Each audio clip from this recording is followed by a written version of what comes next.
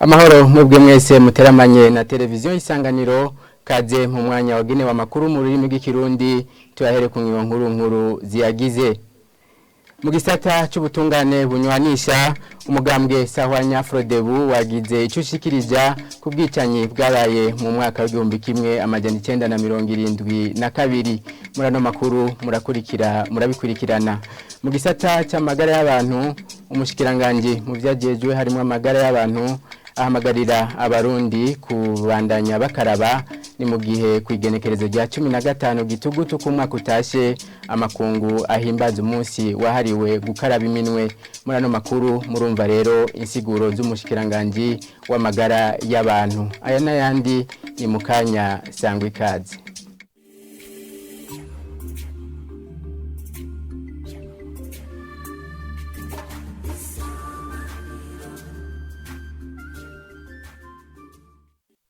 Turasubiye kubaramutsa no makuru cyahere mu gisata c'ubutungane bunywanisha umugambwe sahwanya Frodebu ngo wifuza ko abafisi icyo baterera bose mu bijanye no kunywanisha abarundi boshira inguvu hamwe kugira mu mwaka uza hazogere havugwa ukuri kumwe kubijanye n'ubwicanyi bwakozwe mu mwaka w'1972 mu kiganiro uwo mugambwe wahaye abamenyesha makuru kuri uyu wa gatanu uburongoye Pierre Caver Nahimana yavuze ko kuva uwo mugambwe ubaho wemeza ko habaye ihonyabwoko ry'abahutu ryakozwe n'ubutegetsi burongowe na Colonel Michel Micombero. Ino nkuru tubibaze Aubin niyo nkuru.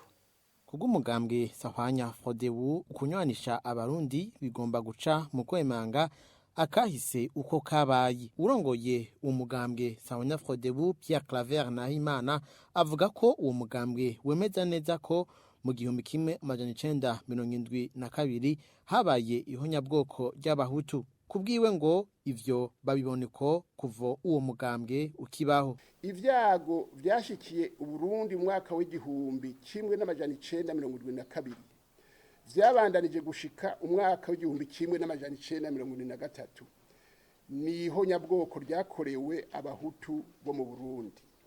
Iryo honyabwoko ryakozwe n'ubutegetsi bwa politike n'igisirikare bw'ico gihe bwari burongowe na Colonel Michel Micombero.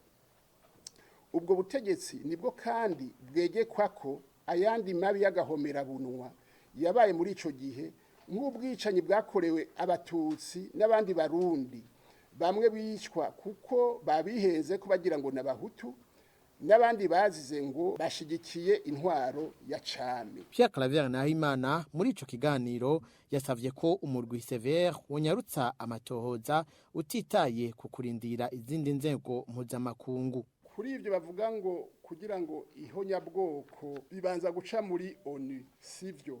ONU irashobora kubifata mu minwe ikavuga ko ari ihonyabwoko, mugabo ibihugu vyonyene harabereye amabi muri ico gihugu barashobora kugira amatohoza yabo bakavuga yuko habaye ihonyabwoko. Uwo mahonyabwoko yemerwa ku isi na 3 harimo y'u Rwanda ni y'abayahudi hariho n'abandi baheruka kwemerwa. Rero usanga ari ibihugu vyonyene ko bimeze bitangura. Umukuru wa sahwanya Frodebu yasavye uwo mugwi wa Sever gukorana ubwira kugira utohoze n'ubundi bwicanyi bwabaye mu yindi myaka. Tukiri mu gisata c'ubutungane kuva kwigenekerezo rya 20 gitugutu kugeza kwigenekerezo rya 20 munyonyo uno mwaka wa 2021 hazotanguzwa isekeza ryo gukurikiza imanza zaciwe n'amasentare y'intango. Mu bitangazo kubamenyesha makuru kuri uyu wa gatanu Irakoze Cynthia Orly avugira ubushikiranganje bw'ubutungane yamenyesheje ko abatazokwisanga ku ntonde bazoca begera abarongoye amasentare y'intango. Tumukurikire. Ubushikiranganje bw'ubutungane buramenyesheje abene gihugu ko hategekanijwe isekeza ry'ikurikizwa ry'imanza z'amatati zaciwe ubwa mbere n'amasentare y'intango hamwe no gushika ku matongo mu gihe zikiburanishwa muri ayo masentare. Iryo sekeza rikaba ritegekanijwe kuva igenekerezo rya 20 z'uku kwezi turimwo gushika ku rya 20 z'ukwezi kwa 11 muri umwaka nyene turimwo. Ubushikiranganji buribukije abenegihugu bose ko hatanzwe ikiringo co kuva ku igenekerezo rya 12 z'uku kwezi kwa 10 turimwo gushika ku rya 18 kugira ngo basuzume ko imanza zabo zoba ziri ku ntonde z'imanza zirabwa n'iryo sekeza. Usanze urubanza rwiwe rutarimwo yoca yitura umukuru w'iyo sentare kugira ngo urubanza rwiwe ruje kuri izo ntonde. Ico gikorwa kikazorangurirwa mu gihugu cose c'u Burundi. Abakuru b'amasentare bakaba basabwa kuvyifatamwo neza. Ubushikiranganji buboneyeho akaryo ko gusaba n'abajejwe intwaro kugira ngo basahirize mu kurarika abenegihugu. Mu gisata c'amagara y'abantu gukaraba n'amazi meza ngo n'umugigwa woroshe wo kwikingira indwara bivugwa na muganga Tade Ndikumana aramutswa ubushikiranganji bw'amagara y'abantu ni mu gihe kwigenekerezo rya 15 gitugutu ku mwaka utashe amakungu ahimbaza umunsi mpuzamakungu wahariwe ugukaraba. Uwo mushikiranganji amenyesha ko gukaraba muri kino gihe hateye ikiza cya COVID-19 vyatumye abarundi bikingira n'izindi ndwara, agahamagarira abarundi kubandanya gukaraba kugira ngo birinde indwara. Tumukurikire. Mu gihugu cacu mwishigwa mu ngiro gisekeza ryatangujwe na nyene cubahiro mu gihugu cacu c'u Burundi mu kurwanya coronavirus yitiriye ndakira sinandura kandi sinandukiza coronavirus.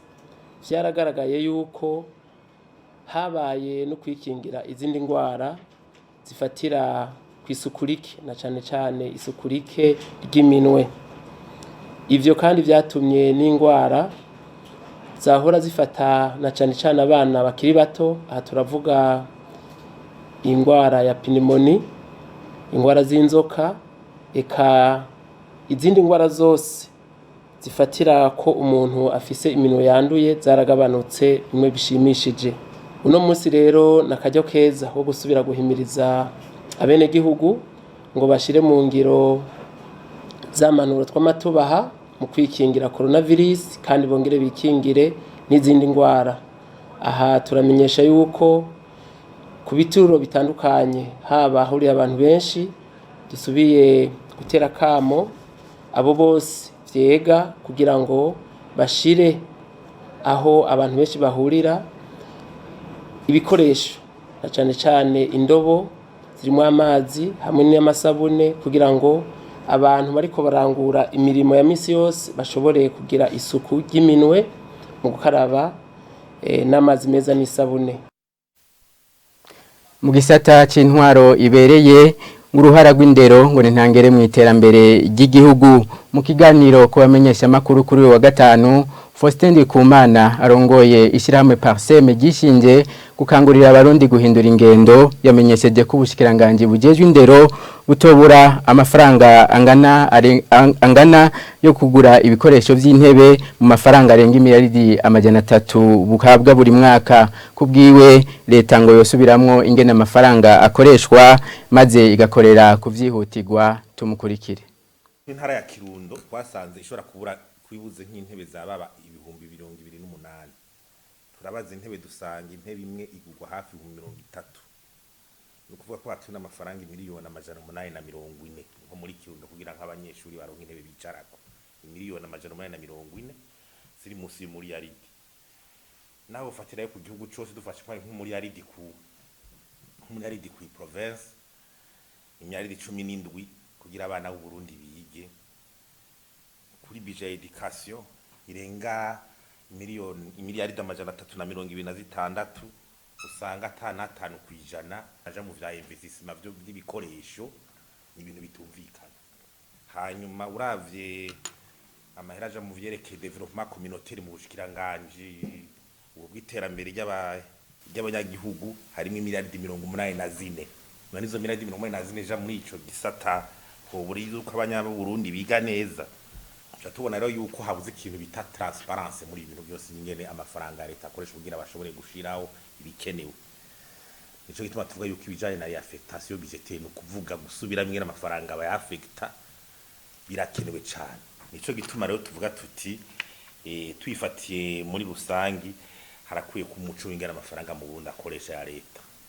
Turakwiye gutera intambwe ico tuvuze cari affectation budgetaire kikaba amahera akwiye gusubirwamwo ngira nko mu kwezi kwa12 revision budgetaire ikaba ayo mafaranga abwirizwa kuboneka. Ikindi nuko dusaba ko leta ni mission za leta nuko leta niziramenya ibikorwa biyiraba ubwa mbere muri priority aba ari ivyo yihutira. Hanyuma n'amashinga amateka nayo ikerebuke mu kuziraraba ingena amahera leta iri kirakoresha raporo ingene yakoze. N'amashinga amateka iserukira abanyagihugu abari mu mashinga amateka baduga ruguru bakabona abana biga kurya ntibashobora guhora.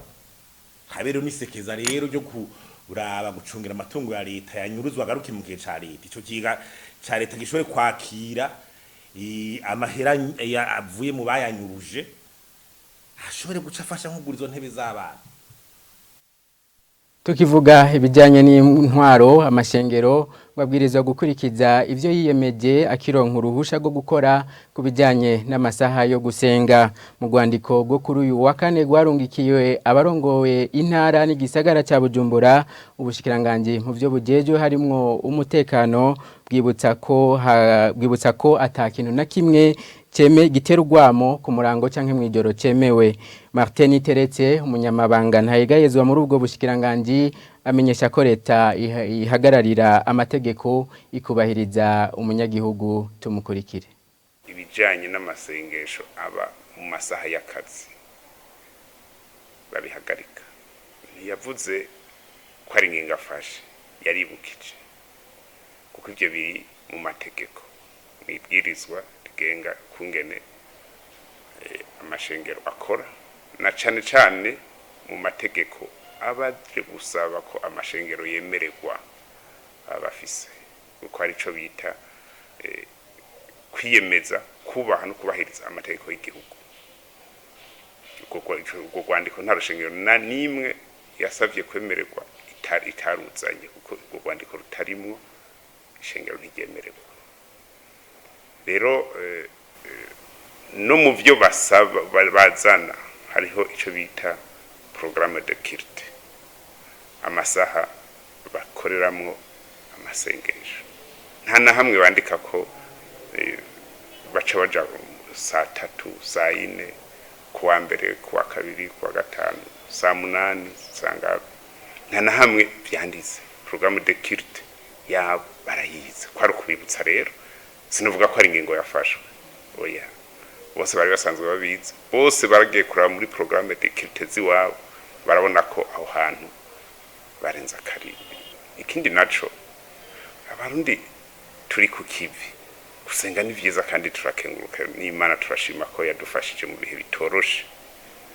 Mugabo nta namwe handitse yuko abarundi bazozinduka kuva kuwa mbere gushika kuwa Mungu ariko barasenga imasaha yose. Hari umwanya w'akazi kugira uce niyo Mana uyisabe iguhezagire ku byo wakoze. No kuvuga niho kwama mwisengero bica bigorana. Ikijanye no n'urwamo rwo mwijoro nta numwe twabuje gusenga. Mugabo gusenga nturinda gutera urwamo kubuza abandi kuryama ubuza abandi ico bakora. Hariho ayo mashengero yo mu makartier hariho n'izegereye n'amashengero ategereye imihana mutomoye ni bande berekewe bibukijwe hanini. Ni bose uko ibwirizwa ntirivuga naka cangwa naka. Ibwirizwa rivuga ibijanye no gusenga ibijanye no kungena amashengero akora. Nitwovuga ngo igegera imihana cyangwa itegera imihana kuko igegera umuhana itegera umuhana no muzi ejo imihana izobihari. Ntabwirizwa rero ryo manyirwa ngo kabiri cyangwa gatatu kubera ucanga uyundi. Ibwirizwa riba ari rimwe rivuga ko ibwirizwa ari do porte general. Martin Teretse ashikiriza kandi ko hariko harakorwa amatohoza ku mashengero atubahirije imetero zisabwa hagati y'urushengero n'urundi haba mu gisagara cya Bujumbura no hagati mu gihugu. Akavuga ko ibihano bitekanijwe n'ubwongo atari byo bishigwa imbere n'ubunyene. Tumukurikire. ivyo turiko turakora amatohoza cyane cyane mu gisagara ca Bujumbura uvuze imetero 500 metero 500 ngaha mu gisagara ruguru ni metero ikilometero bitandukanye ushengero n'urundi twaranatanguye aho twasanze hariko harubugwamo rwinshi bivuye kuri ivyo twaca turaba watanguye kuhashika niwe yahaguma wahaje ubwa nyuma gaca genda turabizo metero 500 mugabo ntituraheza amatohoza nibaza ko misiza icegana kizosohoka cyane mu gisagara ca Bujumbura ni usanga n'imihana imwe bayihinduyemo amashengero kuri turamaze kubironka ivyegeranyo tugasanga ariho n'amashengero akora yigeretse ku yandi ivyo byose bibabujwe n'amategeko ubu rero abajejwe intwaro babiriko bariko barekeranya ibiharuro nibaza ko natwebwe mu bushikiranganje twarungitse intumwa mu misiza iceganya kizosohoka abanyagihugu dukeneye ko babaho neza bamererwe neza uko turafise n'amakenga tubibaza n'undi bugiye kugwirerane rw'amashengero amashengero nk'ubu dufise yemerewe arenga 600 kuranye kubene gihugu imiliyoni dufate 12 saba dusanga umunyagihugu wese afise urushengero rwiwe ntabwo dushaka guhohotera mugabo naho nyene muri quartier usanze ibarabara rimwe riko amashengero 5-6 kandi bose usanga benshi arabakirisu ugasanga ku imisigiti 3 irakurikiranye muri quartier imwe. Ino kuri iyo nkuru duciye turangiriza ko amakuru twabateguriye shimire mwebwe mwese mwayakurikiye abandi shimiye ni bagenzi banje bamfashije kuyegeranya ibiganiro vya televiziyo Isanganiro birabandanya.